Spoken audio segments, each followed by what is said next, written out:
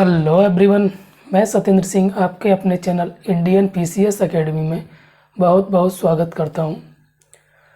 हमारी जो भारत के भूगोल की श्रृंखला चल रही है उसमें हमने कई महत्वपूर्ण टॉपिक्स ख़त्म कर लिए हैं और वे सारे टॉपिक हमने डीप में और कॉन्सेप्ट वाइज पढ़े हैं। उसके बाद भी अगर आप लोगों को कोई भी संशय होता है तो आप मुझे बता सकते हैं, मैं उसको दूर करने का प्रयास करूँगा। ओके। तो पिछले कुछ वीडियोस से या पिछले कुछ दिनों से जो हमारा टॉपिक चल रहा है वो टॉपिक चल रहा है कृषि। कौन सा टॉपिक चल रहा है? कृषि और पशुपालन। तो कृषि और पशुपालन में जो हमने अभी तक देखा है वो कृषि से संबंधित सारा फैक्ट देखे हैं। वो फैक्ट प्री और मेंस दोनों के पॉइंट ऑफ व्यू से हमने देखे हैं कि प्री में क्वेश्चंस पूछे जाते हैं उनको हम कैसे एनालाइज करेंगे और मेंस में क्वेश्चन पूछे जाते हैं उनको कैसे एनालाइज करेंगे। तो जो आज का हमारा जो विषय है या आज का हमारा जो मुद्दा है वो प्री तो उसमें कवर हो ही जाएगा, लेकिन जो फोकस है हमारा वो मेंस है। कि क्वेश्चन आपसे पूछा जाता है कि भारत में जो कृषि है उसमें व्याप्त या कृषि क्षेत्र में व्याप्त जो चुनौतियां हैं वो कौन सी हैं, उनको दूर करने के कौन से उपाय हम कर सकते हैं, उससे संबंधित आज का हमारा टॉपिक है। ओके। तो जो स्टूडेंट पहली बार हमसे जुड़ रहे हैं उनको मैं बता देता हूं कि जो हम ज्योग्राफी पढ़ रहे हैं वो जितने भी कॉम्पिटिटिव एग्ज़ाम होते हैं, जितने भी प्रतियोगी एग्ज़ाम होते हैं जिनमें ज्योग्राफी सिलेबस में होता है यानी पाठ्यक्रम में होता है, वो सारे स्टूडेंट ये क्लास ले सकते हैं। क्योंकि कुछ स्टूडेंट के मन में ये आता है कि ये जैसे कोई एसएससी की प्रिपरेशन कर रहा है तो उसके मन में ये क्वेश्चन आता है कि वो इस क्लास को ले सकता है कि नहीं ले सकता है। ठीक है। तो जितने भी कॉम्पिटिटिव एग्ज़ाम होते हैं जिसके पाठ्यक्रम में या सिलेबस में ज्योग्राफी यानी भूगोल होता है वो सारे स्टूडेंट इस क्लास को ले सकते हैं। ठीक है।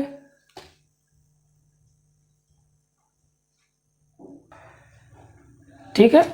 तो इसके फ़ायदे क्या क्या हैं? जो ये क्लास है यानी ज्योग्राफी की जो सीरीज है उसके फ़ायदे क्या क्या हैं? पहली बात तो आपको यूट्यूब पर बहुत ही कम क्लास ऐसी मिलेंगी कि जिस पर आपको पूरा यानी जैसे कोई बुक है आपकी ज्योग्राफी की कोई बुक आप उठा लीजिए तो उसमें अगर 15 टॉपिक हैं तो यूट्यूब पर बहुत ही कम ऐसे चैनल्स होंगे या बहुत ही कम ऐसे टीचर होंगे जो आपको पूरे 15 के 15 टॉपिक यूट्यूब पर फ्री में आपको कराएं।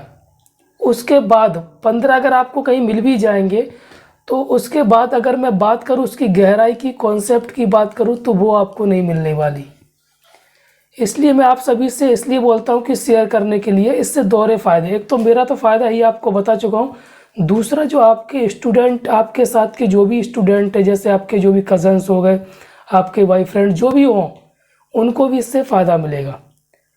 और जो कराने का हमारा तरीका क्या है, जैसे मैं यहाँ पर जो भी कंटेंट कराता हूँ इस कंटेंट को अपने ही टेलीग्राम चैनल पर इसी नाम से, जिस नाम से यूट्यूब चैनल है उसी नाम से टेलीग्राम चैनल है, वहाँ से जाकर आप पीपीटी डाउनलोड करके उसको प्रिंट करा सकते हैं। ओके। तो पिछले वीडियोस में हमने 6 से 7 वीडियो में कृषि देखी और फसलें देखी। उसके बाद जो हमारा फोकस रहेगा वो कृषि क्षेत्र के अंदर जितनी भी अंदर व्याप्त चुनौतियां हैं, समस्याएं हैं, वो देखेंगे। उसके बाद उसकी क्या क्या उपाय होते हैं, उसको कैसे सुधार सकते हैं वो देखेंगे।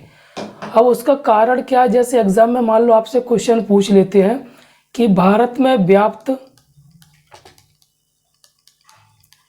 कृषि क्षेत्र की समस्याएं,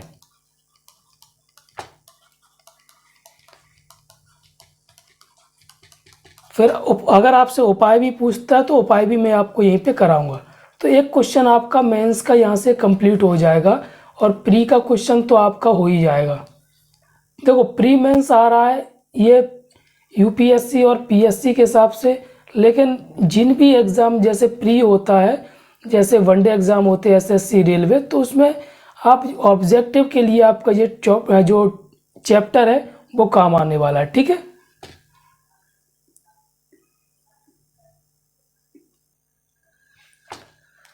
तो हमारा आज का जो टॉपिक है, जैसा कि मैंने आप सभी को बताया था, एक मिनट,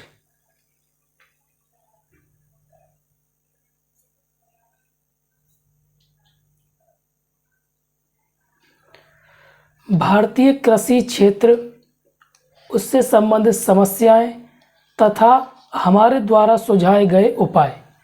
तो सबसे पहले हम देखेंगे कि भारत की जो कृषि क्षेत्र में अभी वर्तमान में उसका हमारी जीडीपी में, हमारी अर्थव्यवस्था में क्या योगदान रहता है, पहले उस चीज़ को हम समझेंगे।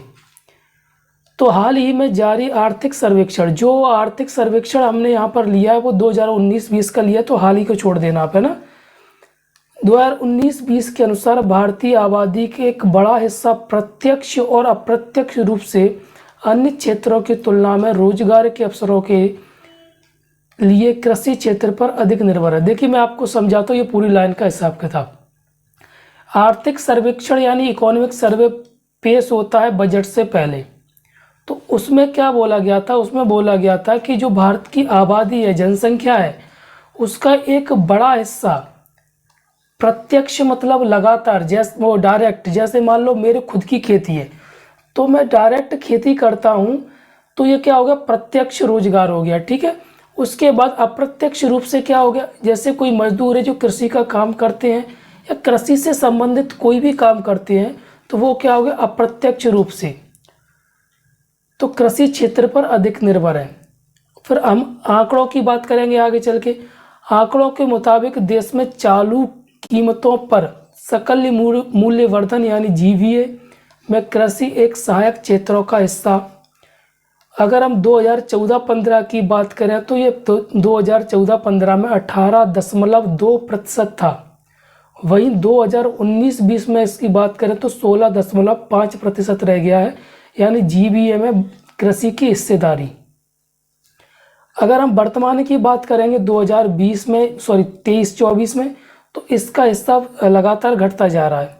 इसका मुख्य कारण मैं आपको बताता हूँ। जैसे कि मान लीजिए वर्तमान आज से 10 साल पहले गांव में 100 लोग रहते हैं, तो वही 100 लोग ज़्यादा पैसे की वजह से या रोजगार पाने की वजह से शहर में पलायन कर जाते हैं। शहर में पलायन करेंगे तो ग्रामीण जो रोजगार कृषि से मिलता था वो रोजगार वो कहाँ से पाने लगेंगे, उद्योगों से या कोई भी छोटा काम करके। तो वहाँ की उनकी भूमि पर जो निर्भरता थी वो खत्म हो जाएगी और उस भूमि पर जो कृषि थी उसमें उत्पादकता पर प्रभाव पड़ेगा। ओके, फिर उसके बाद अगला पॉइंट क्या बोलता है, ज्ञात हो कि कृषि में मशीनीकरण का स्तर कम होने से कृषि उत्पादकता में कमी होती है। आर्थिक सर्वेक्षण 2019 के अनुसार, या फिर समझना आप, अगर हम 2019-20 के अनुसार बात करें तो कृषि मशीनीकरण का मतलब क्या होता है, जैसे हम कृषि करते हैं तो उसमें से कितने लोग, जैसे मान लो 100% लोग कृषि करते हैं, उसमें से कितने प्रतिशत लोग ऐसे हैं जो मशीनीकरण थ्रेसर हो गया, हार्वेस्टर हो गया, जो भी ट्रैक्टर हो गया, ये क्या होता है, मशीनें होती हैं। तो कितने प्रतिशत ऐसे लोग हैं जो मशीनीकरण के द्वारा क्या करते हैं, खेती करते हैं, तो सिर्फ 40%। ये बहुत कम आंकड़ा है जिस भारत में। वही अगर हम ब्राज़ील की बात करें तो 75% लोग ऐसे हैं जो मशीनीकरण से कृषि करते हैं। और वही अगर हम अमेरिका की बात करें तो 95, यानी 100 में से 95 लोग मशीनों द्वारा खेती करते हैं। इसके अलावा भारत में कृषि ऋण के क्षेत्र में असमान विद्यमान था, मतलब अगर हम लोन लेने जाते हैं तो आसानी से लोन नहीं मिलता है। इसके कारण कई हैं। एक तो भ्रष्टाचार पहला कारण हो गया। दूसरा कारण अगर हम माने तो जो जागरूकता का अभाव होता है वो हो गया। फिर तीसरा कारण होता है लाल फीताशाही का मतलब क्या होता है, जैसे जो भाईचारा होता है कि अगर लोन में अगर 5 एप्लीकेशन लगे हैं तो 5 एप्लीकेशन में सबसे पहले व्यक्ति क्या देखेगा, जो हमारा सगा संबंधी रिश्तेदार हो उसका एप्लीकेशन देखता है। तो ये 3 कारण हो गए। फिर अगला पॉइंट क्या बोलता है, देश के लाखों ग्रामीण परिवारों के लिए पशुधन आय का दूसरा सबसे महत्वपूर्ण साधन है। अगर हम ग्रामीण क्षेत्र की बात करें तो जो परिवार है वहाँ के, तो पशुधन का मतलब क्या होता है, डेयरी वगैरह जो भी गाय भैंस बकरी जो भी वो रखते हैं। तो दूसरा सबसे महत्वपूर्ण साधन है उनकी आजीविका का या रोजगार का। बीते 5 वर्षों में पशुधन के जो लोग निर्भर थे या आय थी, उसमें लगभग 8% की वृद्धि हुई है। तो कृषि क्षेत्र में घटती जा रही है।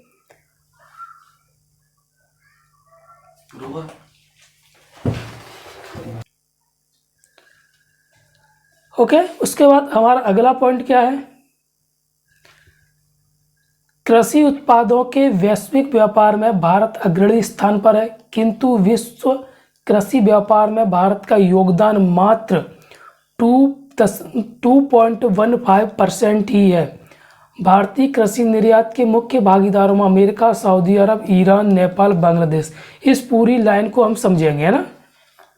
इस पूरी लाइन में क्या दिया गया है कि अगर हम बात करें कृषि निर्यात, निर्यात का मतलब क्या होता है, एक्सपोर्ट। अगर जैसे भारत का कोई भी चावल है, एग्जाम्पल बोल रहा हूँ, कृषि से संबंधित बात हो रही तो मैं चावल को उठा लेता हूँ। तो अगर मैं चावल की सबसे ज़्यादा निर्यात की बात करूँगा तो सबसे ज़्यादा निर्यात कहाँ होता है, भारत के द्वारा, यानी भारत के द्वारा कहाँ भेजा जाता है सबसे ज़्यादा चावल, अमेरिका में। फिर वो भेजा जाता है सऊदी अरब में, फिर ईरान में, फिर नेपाल में, फिर बांग्लादेश में।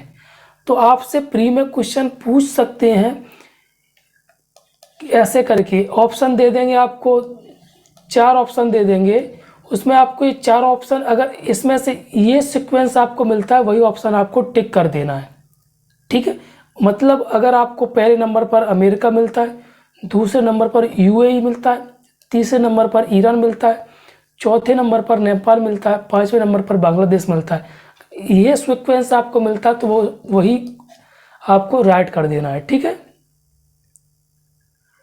फिर उसके बाद उल्लेखनीय है कि 1991 में जो आर्थिक सुधार की शुरुआत हुई थी, वहाँ से भारत कृषि उत्पादों में निर्यात को निरंतरता बनाए रखी है। मतलब भारत कृषि के निर्यात में निरंतरता तो बना के रखी है, लेकिन जो किसानों की आय है उसको नहीं बढ़ा पाए हैं। देखिए आगे, अब हमें क्या है, यहाँ पर चुनौतियाँ दी गई। अभी ऊपर हमने क्या पढ़ा था, स्थिति पढ़ी थी कि कितना क्या योगदान है विश्व में और भारत में कृषि का। अब समस्याएं देखेंगे। पूर्व में कृषि क्षेत्र से संबंधित भारत की रणनीति मुख्य रूप से कृषि उत्पादन बढ़ाने, औद्योगिक और खाद्य सुरक्षा सुनिश्चित करने पर केंद्रित रही है, जिसके कारण किसानों की आय में बढ़ोतरी करने पर ध्यान नहीं दिया गया है। अब किसानों की आय नहीं बढ़ेगी तो उससे क्या क्या परेशानियां होंगी वो समझिए। मान लीजिए कि 2020 में उसको खेती करना है, एक समझिए आप, है ना, 2020 में उसको खेती करना, तो उसके लिए वो क्या लेगा, लोन निकालेगा, ठीक है। फिर 2021 में वो फसल काटेगा तो उसकी पैदावार, भगवान ना करे, खुदा ना खास्ता, वो फसल खराब हो जाए तो वो लोन भी नहीं चुका पाएगा। फिर 2022 की जो फसल उगाएगा वो, ठीक है, ये 2021 की भी बाद में फसल उगाएगा तो उसके लिए वो फिर लोन निकालेगा। तो ये लोन हो गया, ये लोन हो गया। अगर मान लो 2022 में उसकी फसल अच्छी हो गई तो उसने 1 साल का लोन चुका दिया, फिर अगली साल का, 2 साल का लोन था, 1 साल का उसने चुका दिया, फिर वो एक लोन और बचा हुआ उसको कैसे चुकाएगा। तो यही ऋणग्रस्तता की साइकिल चलती रहती है और किसान हताश होकर आत्महत्या के शिकार हो जाते हैं। देखिए, विगत 50 वर्षों के दौरान हरित क्रांति को अपनाए जाने के बाद भारत का खाद्य उत्पादन 3.7 गुना बढ़ा है। समझिए आप, पिछले 50 वर्षों की अगर हम बात करें तो हरित क्रांति को अपनाए जाने के बाद, हरित क्रांति को 1967-68 में अपनाया गया था, ठीक है। तो वहाँ से अगर हम 50 साल जोड़ें तो जो खाद्य उत्पादन है वो कितना बढ़ा है, 3.7 गुना। जबकि जनसंख्या कितनी बढ़ी है, 2.5 गुना हुई है। किंतु इसके बावजूद भी किसानों की जो आय की वृद्धि के आंकड़े हैं वो अभी भी निराशाजनक है, यानी जो किसान सोच रहे थे उसके विपरीत हैं या उतने नहीं हैं। ठीक है, तो ये क्वेश्चन ना, ये जो डाटा है ना, आपको निबंध लिखने के काम भी आएगा। जैसे अगर आप कृषि पर निबंध लिखेंगे, किसानों के ऊपर अत्याचार हुए या किसानों की ऋणग्रस्तता के ऊपर या किसानों की वर्तमान स्थिति के ऊपर अगर आप निबंध लिखेंगे तो ये डाटा वहाँ पर आपके काम आएगा। ज्ञात हो कि केंद्र सरकार ने वर्ष 2022 तक किसानों की आय दोगुनी करने का लक्ष्य निर्धारित किया था, जो कि इस दिशा में महत्वपूर्ण कदम है, किंतु यह लक्ष्य काफ़ी चुनौतीपूर्ण माना जा रहा है। चुनौतीपूर्ण माने जाने का मतलब क्या है? ये लक्ष्य से बहुत दूर है हमारी सरकार। फिर अगला पॉइंट क्या बोल रहा है कि लगातार बढ़ते जनसांख्यिकी दबाव कृषि में प्रच्छन्न रोजगार का मतलब समझाता हूँ मैं आपको। ये जो टॉपिक है वो अर्थव्यवस्था से, इकोनॉमी से संबंधित है, वहाँ पे आपको मिलेगा ये। प्रच्छन्न बेरोजगारी का मतलब या रोजगार का मतलब क्या होता है? मान लीजिए आपके घर में 10 लोग हैं और आपके पास 5 बीघा, 10 बीघा, 20 बीघा जो भी ज़मीन है वो है। अगर वो 10 लोगों में से 5 लोग अगर कहीं और काम करने लगते हैं तो क्या आपके जो फसल है उसकी पैदावार पे कोई प्रभाव पड़ेगा? नहीं पड़ेगा।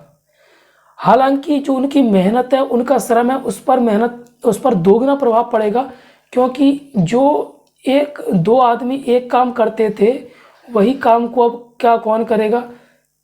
एक आदमी करेगा।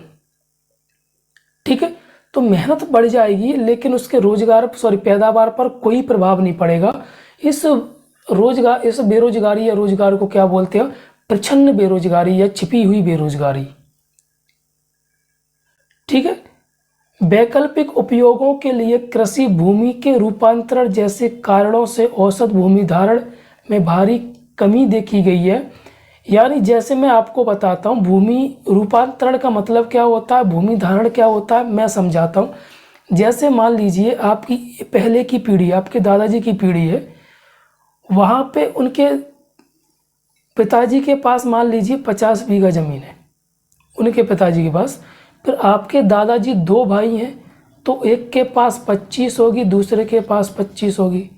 फिर आपके पिताजी अगर 2 भाई हैं तो एक के पास, जैसे आपके दादाजी है तो आपके पिताजी 2 भाई हैं तो एक के पास 12.5 होगी, तो एक के पास 12.5 होगी। फिर आपका नंबर आता है, अगर आप 2 भाई हैं तो ये और कम हो जाएगी, तो ये कितने हो जाएगी? 6.75 हो जाएगी। ठीक है, फिर आपके बाद अगली पीढ़ी आएगी तो ये जमीन क्या होती जा रही? घटती जा रही है। आंकड़ों के अनुसार वर्ष 1970-71 की औसत भूमि धारण 2.28 हेक्टेयर था, जो 1980-81 में घटकर इतना हो गया और 1995-96 में घटकर ये इतना हो गया। वर्तमान की अगर हम बात करेंगे 2024 की, तो ये लगभग 1.25 ही बचा होगा। ठीक है, फिर उसके बाद उच्च फसल पैदावार प्राप्त करने और कृषि उत्पादन में निरंतर वृद्धि के लिए बीज एक महत्वपूर्ण और बुनियादी कारक है। अच्छी गुणवत्ता वाले बीजों का उत्पादन करना जितना महत्वपूर्ण है उतना ही महत्वपूर्ण उन बीजों का वितरण। किंतु दुर्भाग्यवश देखिए, अगर हमें अच्छी फसल पैदा करना है तो उसके लिए सबसे बड़ी बात क्या चाहिए? हमें ऐसा बीज चाहिए जो पैदावार अच्छी कर सकता हो। ठीक है, अगर वो बीज आ भी गया, सरकार ने ऐसे बीजों की ऐसे बीज हमें उपलब्ध करा भी दिए, उसके बाद चुनौती सबसे बड़ी ये आती है, क्या वो बीज हर किसान के पास पहुंच पा रहे हैं कि नहीं पहुंच पा रहे हैं? ये भी एक चुनौती है। ठीक है,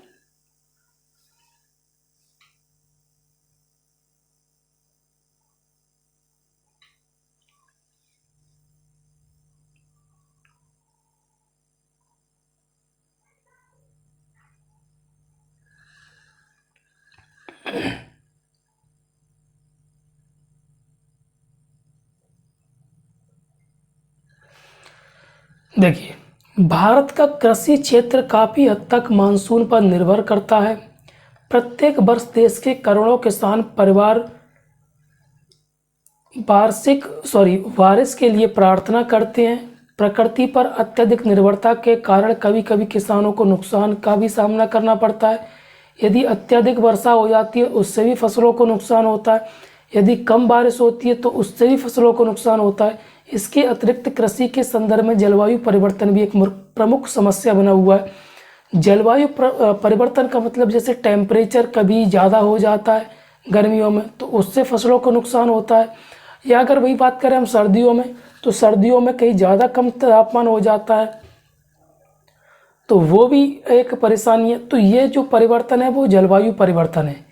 उनकी मौसम के पैटर्न को छोड़िए, आज़ादी के 7 दशक यानी 70 साल के बाद भी ग्रामीण क्षेत्रों में कृषि विपणन व्यवस्था गंभीर हालत में। कृषि विपणन व्यवस्था का मतलब क्या होता है, जो कृषि मार्केटिंग यानी कृषि की जो है हमारे पास कृषि की फसल है यानी जो अनाज है उसको बेचने के लिए सुविधा नहीं है।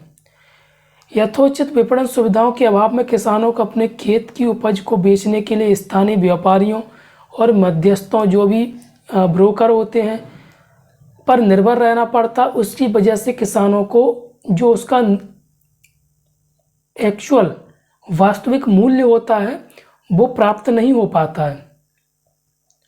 तो ये पूरा डाटा आपको निबंध में काम आएगा, इसलिए मैं आपको और बता देना चाहता हूँ कि इसको 2-3 बार आप प्रैक्टिस करोगे तो आपके मेंस के क्वेश्चन और प्री के क्वेश्चन दोनों कंप्लीट हो जाएंगे इससे।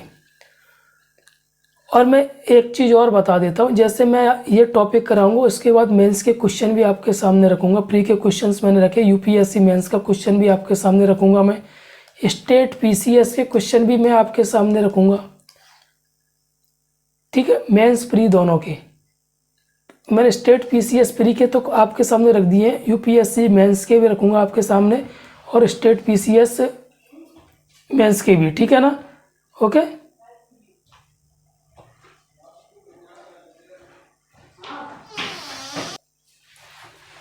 ठीक है।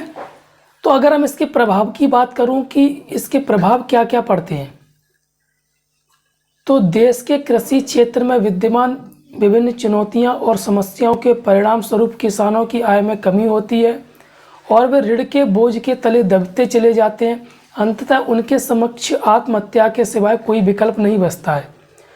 जैसा कि मैंने आप थोड़ी देर पहले आपको बताया था कैसी प्रोसेस हो जाती है, एक सर्कल बन जाता है, पूरा साइकिल बन जाता है। निम्न और अत्यधिक जोखिम वाली कृषि आय कृषकों की रुचि पर हानिकारक प्रभाव डालती है और वह खेती छोड़ने पर मजबूर हो जाते हैं। जैसा अभी वर्तमान में क्या हो रहा है, जो भी परसेंटेज घटता जा रहा है कृषि का या जीवीए में उनके योगदान का, तो उसका ये कारण है क्योंकि ये पैदावार उस हिसाब से नहीं हो रही है तो लोग क्या करते हैं, इसको छोड़कर शहरों की तरफ पलायन कर जाते हैं रोजगार के लिए। इससे देश में खाद्य सुरक्षा और कृषि क्षेत्र के भविष्य पर प्रतिकूल प्रभाव पड़ता है। अब इसके जो भी उपाय हैं वो क्या क्या है वो समझेंगे हम कि अगर हम इसको कैसे रोक सकते हैं। कृषि क्षेत्र में समावेशी विकास एक महत्वपूर्ण खंड है और अर्थव्यवस्था को प्रोत्साहन करता है, खासकर तब जब अर्थव्यवस्था अच्छा प्रदर्शन कर रही हो। मैं आपको अभी एक एग्जाम्पल भी दूंगा, जैसा कि 2008 में जो वैश्विक मंदी आई थी उससे भारत दूर रहा था। भारत क्या रहा था उससे दूर। उसका प्रमुख कारण क्या था, उसका प्रमुख कारण था भारत का कृषि प्रधान होना, ठीक है। भारत का कृषि प्रधान होना एक मुख्य कारण था जिसकी वजह से भारत पर क्या हुआ, वैश्विक महामंदी का प्रभाव नहीं पड़ा। लॉकडाउन में भी अगर हम बात करें तो लॉकडाउन में जैसे उद्योग सब फैक्ट्रियां वगैरह बंद हो गई थी तो लोग छोड़ कर अपने गांव गए, गांव में जाकर उन्होंने खेती में हाथ बटाया तो लोगों पर इतना प्रभाव नहीं पड़ा जितना कि दूसरे लोगों पर, दूसरे देश के लोगों पर प्रभाव पड़ा। ओके, फिर उसके बाद कृषि में अनुसंधान और विकास पर खर्च के लिए जो गवर्नमेंट खर्च करती है, यानी कृषि के अनुसंधान का मतलब क्या होता है, टेक्नोलॉजी नई इनोवेशंस हो, ठीक। और उसके विकास पर जो जीडीपी का कितने सकल घरेलू उत्पाद का कितना प्रतिशत है, 1% भी नहीं है, 0.40% है, ठीक है। अब क्या बोला गया है कि अगर इसको 1% कर दिया जाए तो इसमें थोड़ा सुधार होगा। ओके, फिर उसके बाद क्या बोला गया है कि 1 मिनट, ठीक है, कृषि व्यय और विकास चालकों में असमानता के मुद्दों को संबोधित किया जाना चाहिए। पशुधन और मत्स्य पालन के क्षेत्र में विकास के बावजूद भी इन क्षेत्रों पर किए जाने वाला व्यय अपेक्षाकृत काफ़ी कम है। अतः पशुधन और मत्स्य पालन क्षेत्र के योगदान को देखते हुए आवश्यक है कि उन क्षेत्रों में क्या किया जाए, वृद्धि किया जाए। कृषि में ये मैं अभी आपको बता चुका हूँ पूरा। और एक परिषद का गठन किया गया, क्यों किया गया है, ताकि कृषि के जो अनुसंधान हैं उसमें उसको बढ़ावा दिया जाए। तो उसका नाम क्या, क्लाइमेट स्मार्ट विलेज। तो इसके कार्यान्वयन का क्या किया जाए, विस्तार किया जाए। ओके, फिर अगला पॉइंट क्या, कृषि क्षेत्र में निजी निवेश को भी प्रोत्साहित किया जाए। फिर ऐसी एजेंसियों की स्थापना किए जाए जो सब्सिडी को बेहतर करने का लक्ष्य रखे या उसका मॉनिटर करे, उसको नीति निर्माण करे सही। ठीक है, तो ये सारे उपाय थे और ये सारी समस्याएं थी। आपका क्वेश्चन एक पूरा क्लियर कंप्लीट हो गया है। मेंस में आप लिख सकते हैं, अगर आए तो आप इसकी प्रैक्टिस कीजिए। ये क्वेश्चन आपके लिए प्री और मेंस दोनों के हिसाब से है। मैंने नीचे क्वेश्चन भी लिखा है मेंस का, भारतीय कृषि क्षेत्र में चुनौतियों को स्पष्ट करते हुए इस क्षेत्र में उपाय सुझाइए। तो इस क्वेश्चन को आप लिखकर पूरे डाटा को आप लिख सकते हैं। पूरे डाटा को मैं इसलिए बोल रहा हूँ कि आप अभी टाइम मत लगाइए, आपको डाटा कलेक्ट कीजिए और अगर एग्ज़ाम में होगा तो आप इनमें से छांट के लिख सकते हैं।